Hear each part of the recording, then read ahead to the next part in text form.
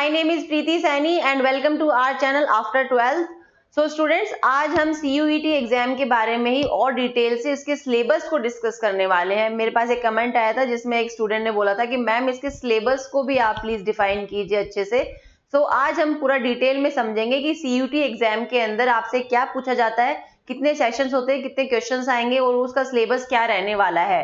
So students start करते हैं। देखिए CUET एग्जाम के अंदर बेसिकली 3 सेक्शंस होते हैं, ठीक है। सेक्शन उसमें फर्स्ट जो सेक्शन होता है वो 2 में डिवाइड होता है, 1 and 2। देन उसके बाद सेक्शन 2 होता है एंड सेक्शन 3 होता है। सेक्शन ए के अंदर आपके पास में 13 लैंग्वेजेस होती हैं, ठीक है, जिसके अंदर हिंदी और इंग्लिश भी एक्स्ट्रा होती है। इसके अलावा सेक्शन बी के अंदर आपके पास एडिशनल लैंग्वेजेस होती हैं जिसके अंदर 20 अदर रीजनल लैंग्वेजेस होती हैं, ठीक है। जो पहला जो सेक्शन होने वाला है इन दो का कंबाइंड बन के आपको लैंग्वेज का क्वेश्चन करने होते हैं सॉल्व, ठीक है। सेक्शन सेकंड जो होता है वो डोमेन स्पेसिफिक सब्जेक्ट होते हैं। आपके पास 27 सब्जेक्ट्स होते हैं। जैसे मान लो मेरा डोमेन 12th के अंदर था मैथ्स का, ठीक है, किसी का फिजिक्स रहेगा, किसी का केमिस्ट्री रहेगा, किसी का ह्यूमैनिटीज के सब्जेक्ट्स रहेंगे। तो ऐसे 27 सब्जेक्ट्स होते हैं आपके डोमेन रिलेटेड जिनके अंदर आपको एडमिशन लेना है अपने यूनिवर्सिटी में। तो वैसे वो रिलेटेड होता है सेक्शन सेकंड से। एंड जो सेक्शन थर्ड होता है वो बेसिकली आपका जनरल टेस्ट होता है, जनरल एप्टीट्यूड टेस्ट होता है, जिसमें आपको से ये एनालिसिस किया जाता है कि आप जनरली सब्जेक्ट्स जो होते हैं जैसे करंट अफेयर्स हो गया, मैथ्स हो गई या रीजनिंग हो गई, तो उसमें आपका दिमाग कितना चलता है, तो उससे रिलेटेड क्वेश्चन आपसे पूछे जाएंगे सेक्शन 3 के अंदर। सो स्टार्ट करते हैं पूरा डिटेल में। देखिए सेक्शन 1 and 2 पूरा बेसिकली लैंग्वेज होता है। उसके अंदर आपके एक लैंग्वेज आपको पकड़नी है, उस लैंग्वेज से आपके क्वेश्चन पूछे जाएंगे।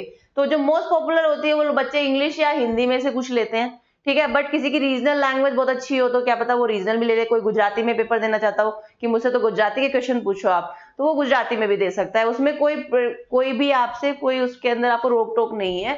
आपको एक लैंग्वेज सेलेक्ट करनी होगी जब फॉर्म भरते हैं आप तब, कि मुझे फर्स्ट सेक्शन के अंदर हिंदी के क्वेश्चन पूछो, इंग्लिश के पूछो या गुजराती के पूछो, मराठी के पूछो। तो बेसिकली जो सब्जेक्ट्स के अंदर होते हैं आपसे उससे रिलेटेड क्वेश्चन पूछे जाते हैं। अब हम बात कर लेते हैं जो मोस्ट पॉपुलर जो बच्चे सेलेक्ट करते हैं, दैट इज इंग्लिश। तो उसमें से आपसे क्या पूछा जाएगा, देखिए उसमें आपसे रीडिंग कॉम्प्रहेंशन, कि अगर आपने एक लैंग्वेज को सेलेक्ट किया है तो उस पर आपकी कमांड कैसी है, ठीक है। तो उसमें आपसे रीडिंग कॉम्प्रहेंशन पूछे जाएंगे कि आप किसी पैराग्राफ को रीड करेंगे, उसके बाद में उससे रिलेटेड क्वेश्चंस होंगे, तो आप कितना अच्छा एनालिसिस कर पाते हैं उन क्वेश्चंस को। तो ये पूरा उससे रिलेटेड होता है। देन उसके बाद में वोकैब आपकी टेस्ट होगी जिसमें एंटोनिम, सिनोनिम, एनालॉजीज हो गई, ग्रामर के क्वेश्चंस होंगे जैसे सेंटेंस करेक्शन हो गया, टेंस हो गया, प्रीपोजिशंस हो गए, वर्ब आर्ग्यूमेंट हो गए, रीअरेंज ऑफ सेंटेंस हो गया, फिल द ब्लैंक्स हो गए, वर्ड यूसेज हो गए। तो ये सब जो आपने अगर देखी नहीं होगी तो आप देखना स्टार्ट कर सकते हैं अपनी वोकैब को इंक्रीज करने के लिए। हम एक वोकैब की सीरीज चलाते हैं जिसमें रोजाना एडिटोरियल से उठा के हम 5 वर्ड्स को पढ़ाते हैं, ठीक है। तो वो आपके लिए बहुत हेल्पफुल हो सकता है। अपने लैंग्वेज को अगर आपको इम्प्रूव करना है तो आप वहां से अपने वोकैब को इंक्रीज कर सकते हैं। ओके स्टूडेंट्स, देखिए अब इसका ड्यूरेशन जो होता है वो 45 मिनट्स का होता है, ठीक है। इसकी प्रिपरेशन टिप देखिए, इसमें अपन जो होता है ऑल ओवर इंडिया का कोई भी पेपर होता है तो उसके अंदर बेसिकली क्या होगा, आपसे एनसीईआरटी को ही ज्यादा प्रेफरेंस दी जाती है। तो आप जो क्लास 9 से लेकर 12 तक की जो एनसीईआरटी होती है ना, उसको वापस से रिवाइज कीजिए, ठीक है। जितना उसको रिवाइज करेंगे आप उतना ही इस पेपर, इस सेक्शन के लिए आपके लिए वो हेल्पफुल होने वाला है। इसके अलावा जो आप रीड करना स्टार्ट कीजिए द हिंदू या फिर इंडियन एक्सप्रेस को, ताकि आपका जो दिमाग है वो सारी डायरेक्शन में चले। क्योंकि न्यूज़पेपर पढ़ने से क्या होता है, आपको ऑल ओवर इंडिया में जो चीज हो रही है वो पता चलती है।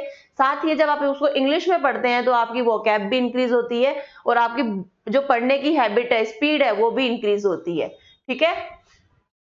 नेक्स्ट देखिए डोमेन स्पेसिफिक सब्जेक्ट्स, ठीक है। इसमें सब अब बच्चे अपने अपने डोमेन के हिसाब से सब्जेक्ट सेलेक्ट करते हैं और उससे रिलेटेड इसमें क्वेश्चंस पूछे जाते हैं। देखिए टोटल 27 सब्जेक्ट इसमें लिस्टेड है, पर लेकिन मैं आपको कुछ कुछ जो बहुत ज्यादा फेमस जो सब्जेक्ट्स हैं उनके बारे में हम बात करेंगे। जैसे पहला अकाउंटेंसी हो गया, ठीक है, उसका ये सिलेबस है आपका accounting for note, accounting for partnership, reconstitution, company account, financial statement analysis, cash flow. जो आपका बेसिकली 11th और 12th में आपने जितनी भी अकाउंटिंग पढ़ी है वो उससे रिलेटेड इसमें आपसे क्वेश्चंस पूछे जाएंगे। पूरा का पूरा एनसीईआरटी बेस्ड होता है, ठीक है।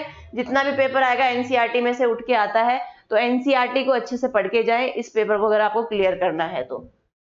नेक्स्ट सब्जेक्ट हम बात करें, जैसे बिजनेस स्टडीज अगर आपने चूज किया तो उसके अंदर प्रिंसिपल पूछ लेंगे मैनेजमेंट के, business environment, marketing management, financial management, consumer protection, इससे रिलेटेड आपसे उसमें क्वेश्चंस पूछे जाएंगे। जैसे आपने इकोनॉमिक्स सेलेक्ट किया तो ये आपका इकोनॉमिक्स का सिलेबस हो गया, demand supply, production cost, marketing equilibrium, national income, money and banking, government budget, balance of payment. Next ऐसे ही आपका मैथमेटिक्स का है, ये पूरा का पूरा सिलेबस बेसिकली 11th और 12th का है, ठीक है। फिजिक्स हो गया, ये पूरा का पूरा 11th 12th की बुक उठ के आएगी आपके पास एनसीईआरटी की। नेक्स्ट केमिस्ट्री है, ये भी पूरी 11th 12th बेस्ड है। मेनली क्वेश्चंस यहां से ही उठ के आने वाले हैं आपके पास में, ठीक है। Next biology,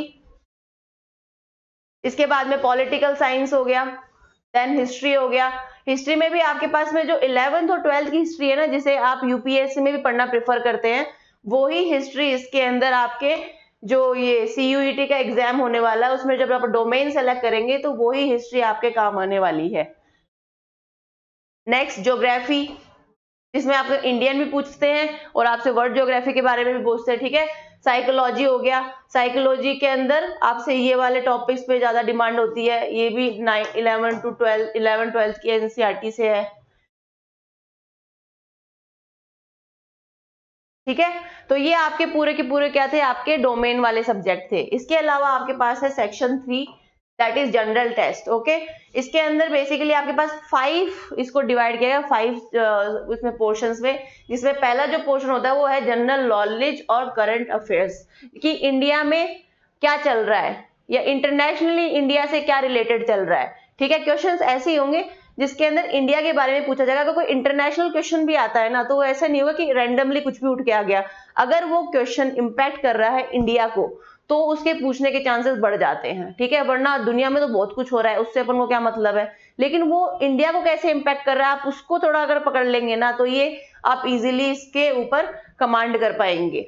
next is general mental ability. Mental ability मतलब मैथ वगैरह, इसमें रीजनिंग आएगी आपके पास में, ठीक है, जिसमें आपके क्वेश्चंस आते हैं, जैसे एनालॉजी से आ गए, और ये सब जो क्वेश्चंस होते हैं वो बेसिकली इसमें पूछे जाते हैं। Next is numerical ability. आपकी जो क्लास 8 से लेके 10th लेवल की जो मैथ्स है उसके जो टॉपिक्स है वो इसमें पूछे जाते हैं, जैसे सिंपल प्रॉफिट लॉस हो गया, परसेंटेज हो गया, ये सब चीजें इसमें पूछी जाएंगी। इसके अलावा क्वांटिटेटिव रीजनिंग हो गई, लॉजिकल एनालिटिकल रीजनिंग हो गई, रीडिंग कॉम्प्रेंशन हो गया, पैसेज आ जाएंगे आपके पास में सिंपल, और उससे आपसे क्वेश्चन पूछे जाएंगे। तो ये सब चीजें इसके अंदर आपसे पूछी जाती हैं। अब देखिए, अगर जनरली सब्जेक्ट मैं आपको बात करूं कि टॉपिक्स क्या है, जैसे time, speed, distance, percentage, simple compound interest, puzzle series, Venn diagrams हो गए, कैलेंडर क्लॉक हो गया, ठीक है। इसका ड्यूरेशन क्या रहने वाला है, 60 मिनट्स का ड्यूरेशन इसका सेक्शन का रहने वाला है। अब देखिए इंपॉर्टेंट क्या है इसके अंदर, देखिए अब इसमें आप अप टू 2 लैंग्वेज इसमें सेलेक्ट कर सकते हो एग्जाम देने के लिए, और 6 डोमेन के अंदर आप एग्जाम दे सकते हो, कि कोई भी 6 डोमेन्स जो आपको पसंद आ रहे हो अप टू उसके अंदर आप एग्जाम दे सकते हो। और एक जो जनरल टेस्ट है वो तो सबको देना कंपलसरी ही है, वो सबके लिए सेम होता है, ठीक है। और इसके अलावा लैंग्वेजेस आप अप टू 2 लैंग्वेज सेलेक्ट कर सकते हो। डोमेन में आप 6 सब्जेक्ट डोमेन तक सेलेक्ट कर सकते हो एडमिशन के लिए, और लास्ट जो है वो सबके लिए सेम रहने वाला है, ठीक है। तो ये आपका पूरा सिलेबस है, डिटेल से मैंने समझाया है आपको। तो आप वाइजली चूज कीजिए आप कौन सा डोमेन करना चाहते हैं, वाइजली चूज कीजिए आप कौन सा लैंग्वेज पे आप पेपर देना चाहते हैं, ठीक है। तो और पढ़ते रहिए, हमारे टीचर्स हैं वो भी बहुत अच्छे हैं, आप यहाँ से भी पढ़ सकते हैं, आप यहाँ से पढ़ सकते हो और अपने तैयारी को कंटिन्यू कर सकते हैं। सो मिलते हैं नेक्स्ट सेशन में। Thank you so much.